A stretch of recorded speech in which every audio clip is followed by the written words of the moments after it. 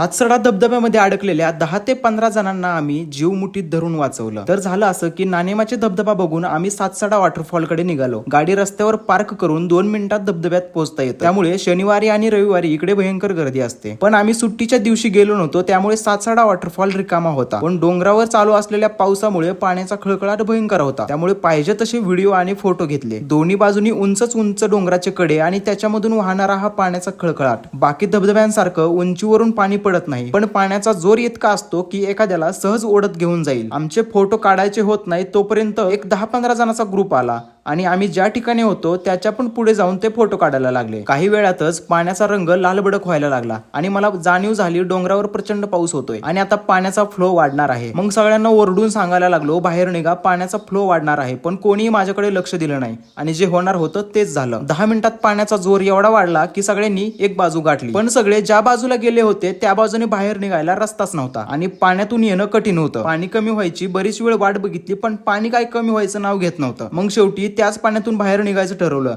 आणि प्रत्येकाने प्रयत्न केले, पण सगळ्याचे प्रयत्न फेल झाले। मग शेवटी एकेकाळचे हाडाचे ट्रेकर असलेले संतोष पाचे आणि अभिजित शिंदे यांनी सगळ्यांना बाहेर काढायचं ठरवलं। संतोष पाचे भिंतीसारखे पाण्यात उभं राहिले, पाण्यातल्या दगडांचा आधार घेतला आणि एकेकाला पाण्यातून बाहेर काढायला सुरुवात केली। अर्ध्या तासाच्या अथक प्रयत्नानंतर सगळ्यांना बाहेर काढायला यश आलं आणि कोणीही आम्हाला धन्यवाद न बोलता गुपचूप निघून गेले। त्यामुळे पावसाळ्यात पर्यटन स्थळी फिरायला गेला तर जीवाचा विचार करा, धोका ओळखा, धोक्याच्या ठिकाणी जाऊ नका। आता धन्यवाद म्हणू नका, डायरेक्ट फॉलो करा।